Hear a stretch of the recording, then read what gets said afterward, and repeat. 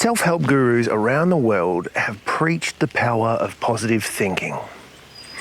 However, for a lot of people, it inevitably leads to toxic levels of disappointment. So, is harsh, realistic cynicism actually the way to go? That's one of the main ideas that we're going to explore today as we chat about Oliver Burkmans' The Antidote. Happiness for people who can't stand positive thinking. Let's see what it's all about, hey?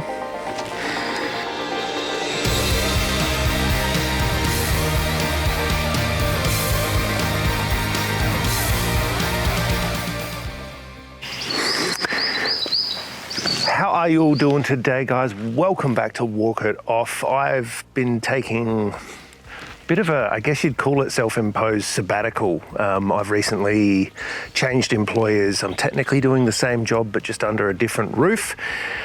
And there's been lots of change happening around me. And as you can imagine, I've had to go back to my roots, as in getting back to reading some of the techniques that I can use to best manage change in my life. And I've had a book in my reading list, in my Audible queue for quite a long time, as both the title and the witty subtext, subline, I fell in love with it straight away. But it's been a long time until I've gotten around to getting through this one.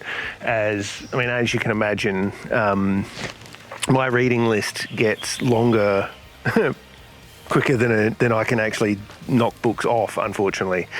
But this one is a gem that I really wish that I read sooner, and to be quite honest, to excuse my French, I fucking loved this book.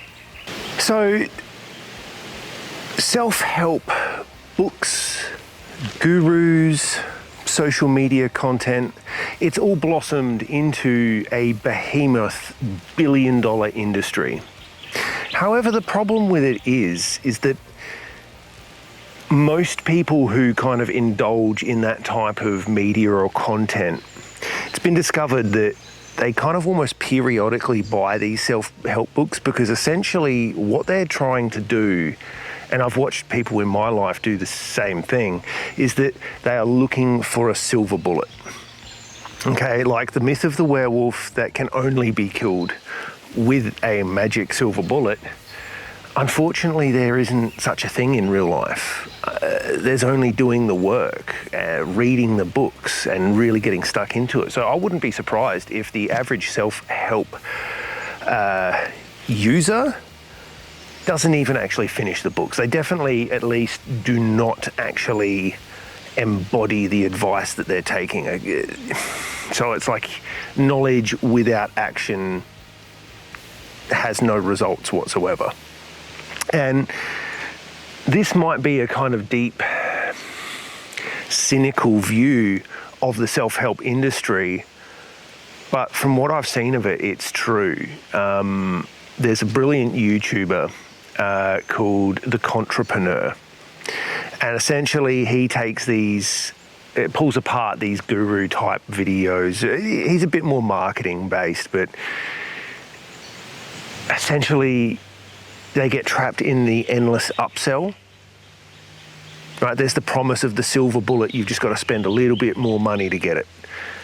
And Oliver Burkmans' The Antidote is the polar opposite to that. He's saying maybe you should actually embrace the cynical view of maybe I'm not going to take away much from that. And essentially rails against the overindulgence of positive thinking, right? Positive thinking isn't going to stop the Titanic from sinking. And it will kind of leave you like, I'm not sure if it actually was a real thing, but the guy playing the violin as the ship slowly tips over and sinks, which you don't want to be. You want to be that foundational rock of when you or somebody around you is in a really toxic predicament, you want to be the person that they can go to for a solid piece of advice. or you want to be the bedrock through which you don't have unrealistic expectations of the situation happening around you, because inevitably having unrealistic expectations is going to lead to some pretty deep disappointment. So Oliver talks about what he refers to as the opposite law, which he means forced positive affirmations tend to conflict with the observations that your mind is making of what's happening in your life. So no matter how positive you're trying to force your thoughts to be, if it's not actually having positive results, your brain goes, something is not right here. And so you're kind of pushing happiness further away, because there is a huge conflict between the intended, or your intentions, and the actual results you're getting. Oliver uses an absolutely beautiful metaphor, and that is of the Chinese finger trap. In that, you've put your fingers into it, and the harder you pull, the more it constricts. So the harder it's grabbing you with more force, the harder you try to get out of it, and it's only through relaxing that you can get out of it. Yeah, he calls this the cult of optimism, which I kind of think it is that all these people are buying into this narrative that they can be happy by doing all the wrong things. Stop spending money you don't have, buying things you don't need, trying to impress people you don't actually like. It's on this merry-go-round of just endless trying to purchase things to fill the void inside. And you can never do that through just buying shit. So you've heard me talk about Stoic philosophy quite a lot on this channel, and Oliver goes into some of their thoughts into this phenomenon. And they had, I guess it's cool, it's a type of negative visualization in what's referred to as the premeditation on evil. Essentially, and it's really meditating, it's kind of like inverted gratitude.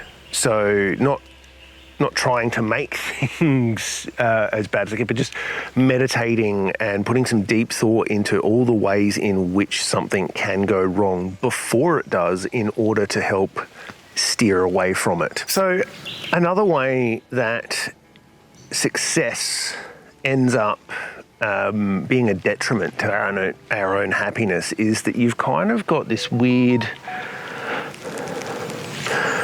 contentment scale. And the bigger wins you have in your life, the less you start to recognize the small things that make you happy. It's hard to enjoy a really nice breakfast if all you can think about is how your neighbor has a Ferrari and it's not fair that you don't have one. But concentrating on the things that you don't have is not a way to feel contentment. And Oliver does talk about this a little bit in the book, and I do believe he's relating it to something that Seneca once said. Oh, perhaps it might have been Marcus Aurelius. You need to train yourself to miss the things that you already have, and stop seeing the value in the things that other people have that you don't.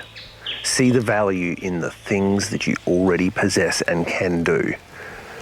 And you are going to move a long way towards a more contented life. Something that comes up again, it comes from Stoic philosophy, is something that is referred to as Memento Mori. And essentially it is deep contemplation on your own mortality. And nothing, to me anyway, nothing pushes me harder to take action right now than contemplating my own death, in that I won't be here to get these things done anymore. I've been putting a lot of time and thought into an actually realistic bucket list and the things I want to do before I'm too old to get around to them. I'm putting the time into thinking about what you actually truly value and whether things are worth the risk or not worth the risk is kind of the message that I'm trying to get through to you, in that don't Don't make deep, big choices about your life based on what you think other people want and chasing things that they want to do with their lives. It's pretty much a pretty good recipe for unhappiness in the long term. And like I was saying, Memento Mori is a way of counteracting that. Thinking deeply about your own mortality and death and things that you would like to get done before then. It gives you a much more healthy appreciation for the here and now, quite honestly. Because let's face it, we don't get to pick when that happens. Right now, there could be a meteorite barreling through space that burns up and leaves just a tiny rock that's that big, but that rock happens to be traveling as fast as a bullet is and just goes, and it hits me in the head, bang, dead. And I think when you start putting things in that context, you start living your life with a bit more urgency, which I think everybody actually needs. Stop waiting for things to come to you. Make awesome things happen. Otherwise, you could be waiting forever until they do. Now, as far as writing style goes, Oliver's not he doesn't write in a really heady, formal, poetic sense. He's not trying to write in a deep academic way. I found a lot of the time, a lot of more academic books on the subject will kind of get bogged down on using their kind of industry jargon, psychobabble kind of thing. And while I'm not saying there isn't any value in that, it kind of becomes... It's almost like these people are kind of gatekeeping for the layperson, if that makes sense. And I think something that both Oliver and Johann Hari really do exceedingly well is to break a lot of these complicated topics in philosophy and psychology down to a way that you can understand. I mean, I had no trouble getting through this whatsoever, and it's a very entertaining book. His passages at the beginning, the way it starts is him going to a self-help conference and kind of critiquing the person that was up on the stage, and he met a very kind of deeply cynical, I think it was a park ranger he got sat next to, and that person was being forced to go to this conference from an employer, and they get along like a house on fire, so to speak. And there's a beautifully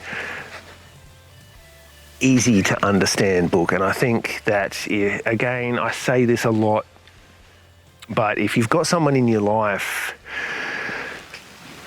that is struggling with depression, I think Oliver's work and Johann Hari's work are probably some of the best stuff you can read. Also Gabor Mate, he's got a new one out I'm about to get through as well, so keep an eye out for that one.